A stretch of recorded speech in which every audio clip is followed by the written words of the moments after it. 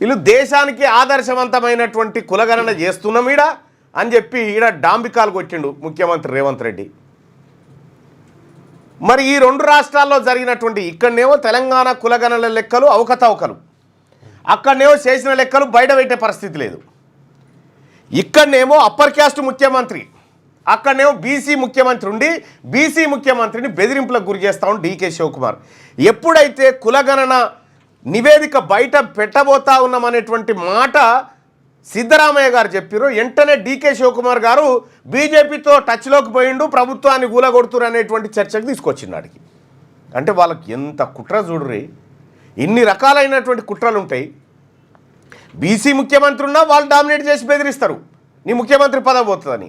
ఇక్కడున్న ముఖ్యమంత్రి ఏమో బీసీలు ఏం పీక్కుంటారో పీక్కోరు, నేను ఇట్లే చేస్తాను రేవంత్ రెడ్డి అంటాడు. ఇది కాంగ్రెస్ పార్టీ కులగణన పైన వాళ్ళ నాయకుడు రాహుల్ గాంధీ గారి ఆలోచనకు ఇక్కడ జరుగుతున్న ఇంప్లిమెంట్కు పరిస్థితి చూడండి. ఇంత ఘోరం ఉంటుంది ఆయనన్న.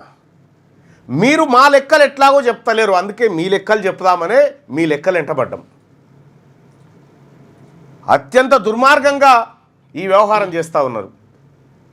నిన్న నాగర్ కర్నూలు కేంద్రంలో బీసీ ఉద్యోగస్తులు, టీచర్లు, ఎంప్లాయీస్, ఆర్టీసీ అందరూ వచ్చి సమావేశం పెట్టి మన వాటా ఏందో తేల్చుకోవాల్సిందే, సావో రేవో అనేటువంటి నినాదాన్ని ఇలా అందరూ బయటికి ఎత్తుకుంటా ఉన్నారు. అంటే ముఖ్యమంత్రి గారు ఆంధ్ర పాలకులు తెలంగాణ రాష్ట్రాన్ని వదిలిపెట్టి పోవడానికి ఇష్టం లేక ఎన్ని రకాల కుట్రలు కుతంత్రాలు చేసిరో వాళ్ళ కుట్రలు కుతంత్రాల ముంగట నీది చిన్నది చాలా. దాన్నే ఆ కుట్రలను కుతంత్రాలనే తెలంగాణ గడ్డ ఛేదించింది. నీ కుట్రలు చాలా చిన్నవి. ఏం ఆదర్శవంతమైనదో చెప్పు నాకు. ఏ గ్రామంలో ఎంతమంది కులం వాళ్ళు ఉన్నారని చెప్పినవా? క్లారిటీ లేదా? పోనీ సర్వేనన్నా పూర్తిగా చేసినవా? చేయలేదే. మరి మీకెక్కడిది ఇది ఈ బీసీల గురించి మాట్లాడేటువంటి హక్కు, నైతిక హక్కు రేవంత్ రెడ్డి గారికి లేదు. ఈ కులగణన సర్వేలో ఫెయిల్ అయిపోయినటువంటి ముఖ్యమంత్రి రేవంత్ రెడ్డి గారు తక్షణమే రాజీనామా చేయాలి.